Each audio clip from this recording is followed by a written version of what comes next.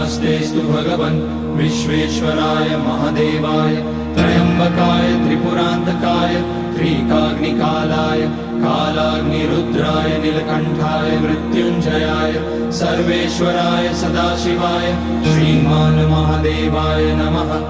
ॐ नमः शम्भवाय च मयोभवाय च नमः शङ्कराय च मयस्कराय च नमः शिवाय च शिवतराय च। ॐ त्र्यम्बकं यजामहे सुगन्धिं पुष्टिवर्धनम् उर्वारुकमिव बन्धनान् मृत्योर्मुक्ष्यमामृतात्।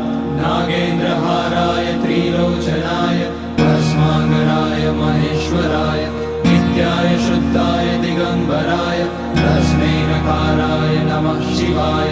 मन्दाकिनी सलिलचन्दन चर्चिताय नन्दीश्वर प्रमथनाथ महेश्वराय